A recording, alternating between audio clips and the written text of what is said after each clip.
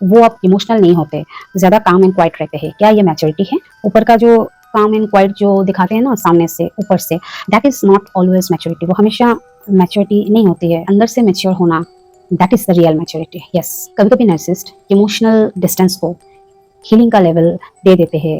वो अपने आप को ही लेबलिंग करना शुरू करेंगे कि मैं तो हील हो रहा हूँ, इसलिए मेरी लाइफ में जो है उससे मैं डिस्टेंस क्रिएट कर रहा हूँ या कर रही हूँ। तो खुद ही लेबलिंग कर देते हैं इमोशनल डिस्टेंस को, है ना, हीलिंग का लेवल वो खुद ही प्रोवाइड कर देते हैं, खुद ही लगा देते हैं वो लेवल।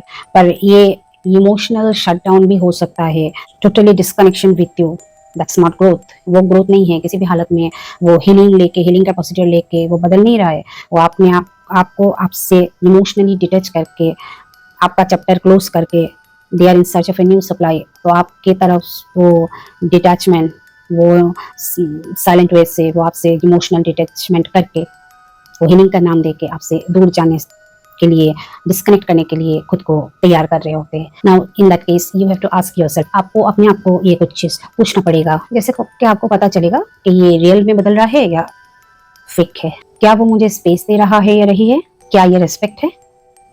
क्या वो मुझे रिस्पेक्ट कर रहा है या कर रही है? ये कंप्लीटली सिचुएशन पर डिपेंड करता है। एक ट्रू रिस्पेक्ट स्पेस देता है बिना पनिशमेंट के।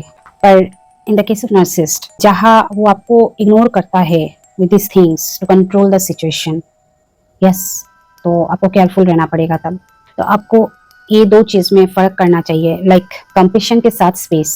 I understand you need time, मैं समझ सकता हूँ या सकती हूँ, आपको टाइम चाहिए, वर्सेस कोल्ड साइलेंस और stonewalling, you will come running back, तुम भाग के मेरे पास जरूर आओगे। दो चीज है, तो दोनों में से आपको फर्क करना पड़ेगा, सोचना पड़ेगा, आपको खुद ही पता चल जाएगा। मुझे अभी अनईजी लगता है कि मेरे जो नार्सिसिस्ट है वो बोल रहे हैं कि मैं बदल गया हूँ या बदल गई हूँ।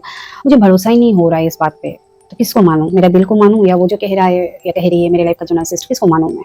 Home should I believe? आपके गट को, आपके इनर मन को, आपके इनर वॉइस को, आपके बॉडी को? यस, चेंज सिर्फ उनके स्टोरी पे नहीं, आपके एक एक्सपीरियंस में भी दिखेगा। आप जो इतना दिन से एक्सपीरियंस कर रहे हो ये सब चीज ये नार्सिसिस्ट के साथ में, उसमें भी दिखेगा। नॉट नेसेसरी कैसे वो ही बदल रहा है, आपको भी बदलना पड़ेगा ना। आपको भी हील होके, पावरफुल होके, आपको भी समझना पड़ेगा कि मैं किस में बिलीव करूँ।